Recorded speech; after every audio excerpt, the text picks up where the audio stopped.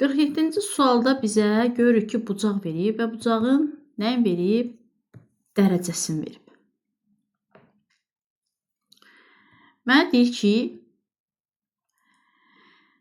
hansı fikir səhvdir? Bucaq ABC və CBA kimi adlandırıla bilər. Burada şagirddən nə istəyir, əziz valideynlər? Şagirdə deyir ki, bucağın adlandırılmasını görün bilirsən. Bucağın adlandırılmasına belə bir qayda var. Mütləq təpə nöqtəsi ortada qalmalıdır. Yəni biz bu bucağa BCA deyə bilmərik. BAC deyə mütləq B ortada qalmalıdır. Biz baxırıq ki, hər iki halda B ortadadır. Yəni təpə nöqtəsi ortada olmalıdır. Və deyirik ki, yəni bu səhv fikir deyil. Bu bucağı ABC və ya CBA bucağı adlandırmaq olar. Bu bucaq kör bucaqdır. Bəli, gözlə də görünür. Biz ikinci sinifdən kör bucaq, iki bucaq, düz bucaq keçirik. Elə uşaqlar var ki, elə baxan kimi bölünür. Heç dərəcəyə transporter ehtiyac olmur.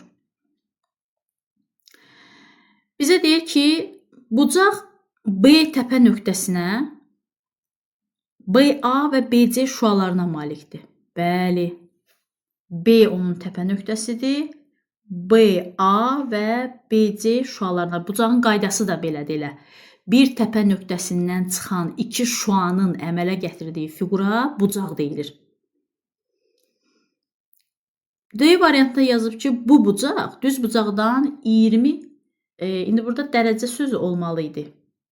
İndi klaviatura səhvi deyə. 20 dərəcə kiçikdir.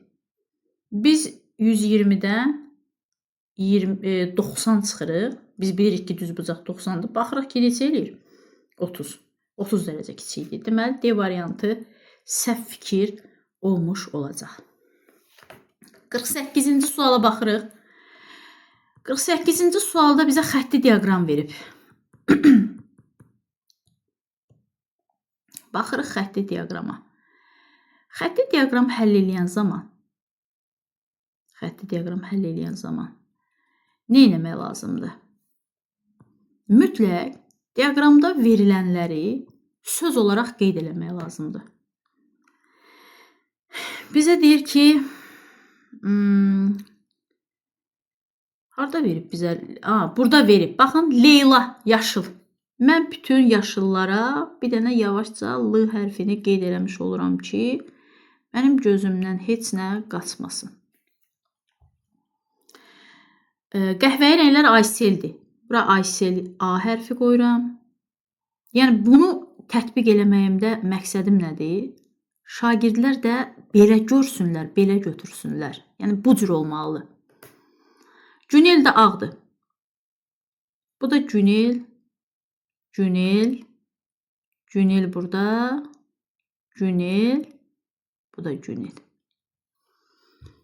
İndi mənə birinciyə baxıram. Bax, yəni birinci, buna baxıram.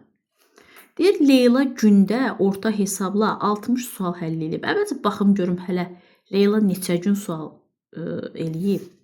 1, 2, 3, 4, 5. 5 gün sual eləyib. Mən indi Leylanın elədiyi sualları tapıram.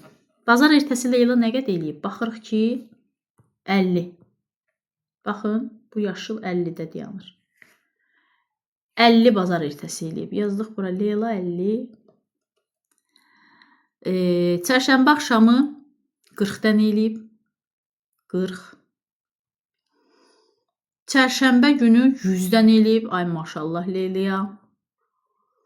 Cümə axşamı da 60-dan eləyib. Cümə günü də nə qədər eləyib? Yenə 50-dən eləyib. Mən Günelin toplamda nə qədər sual elədiyinə baxıram. 50 elədi 100, 60 ilə 40 elədi 100. 100, burada da 100. 300. Əgər Günel 5 günə 300 sual eləmiş olursa, 300-ü bölsək 5 günə, mənim heç 300-nə işim yoxdur. 30-u bölürəm 5-ə, yazıram 6. Sonra o 0-ı da gətirirəm yanına. 60 sual eləmiş olar orta hesabla. Bəli. Birinci variant doğrudur. Keçirəm. Deyək ki, indi ikincidə ümumilikdə həll edilən sualların sayının ardıcılığı Aysel böyükdür, Günel də bərabərdir Leyla şəklindədir. Hə, indi mən nə etməliyəm? Həm Ayseli, həm də Güneli tapmalıyam. Ayseli tapıram. Aysel baxıram ki, birinci gün nə qədər eləyib?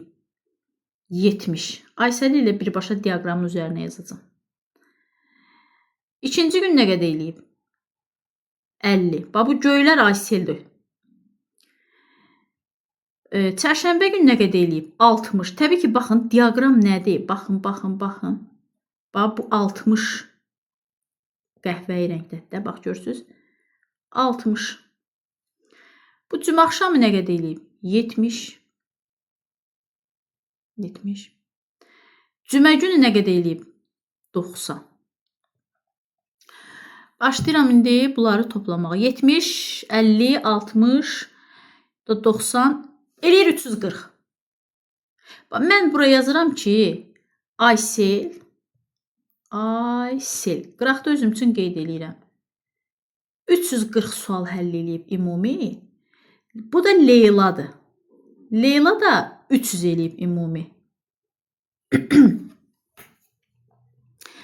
İndi gedim Güneli axtarım. Görüm Günel nə eləyib? Günel 60. Güneli gəlin başqa rənglə yazaq. Rozov ilə yazaq. Günel 60 dənə eləyib. Birinci gün. Günelə yazdıq 60. Çərşənbə axşamı Günel eləyib 80 dənə. Çərşənbə günü Günel eləyib 100 dənə. Bu çəhrayı rənglər Güneldir. Cümə axşamı eləyib 50 dənə. Cümə günü də eləyib 70 dənə. 60, 80, 100, 50, 40. Bu da toplayanda toplamda oldu 300. Mən bu tərəfdən də yazıram ki, Günel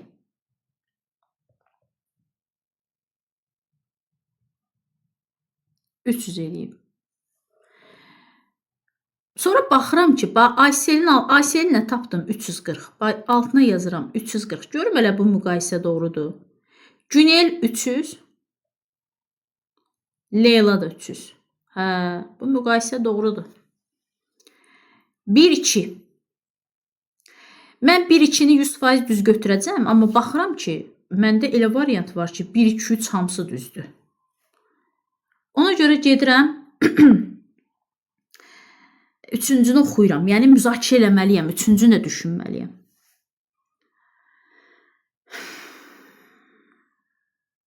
Baxıram ki, çərşənbə günü nə qədər sual həll olunub.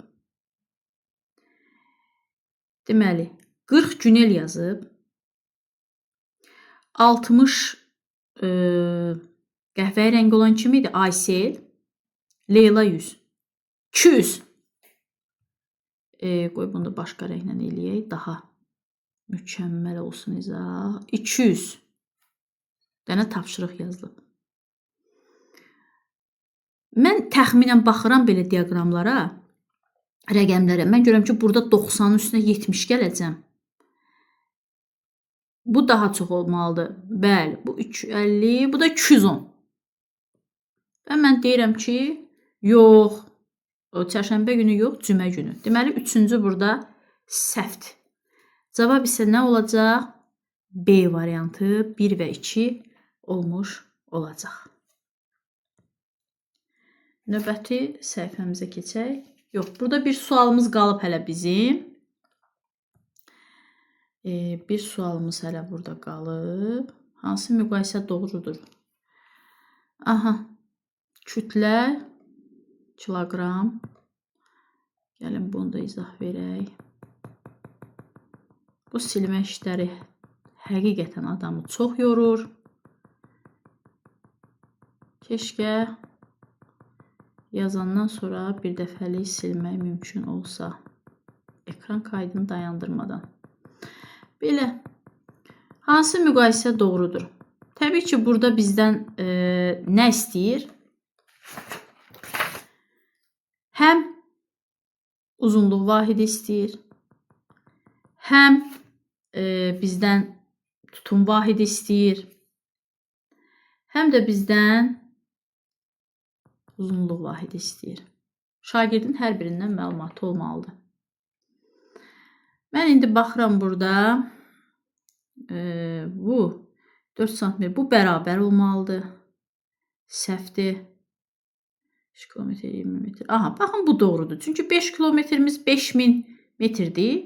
5000 üstünə 20 gələndə 5020 elə düz cavab bunu deyirəm. Heç digərlərinə də baxmıram. Belə. Keçdik növbəti səhifəyə.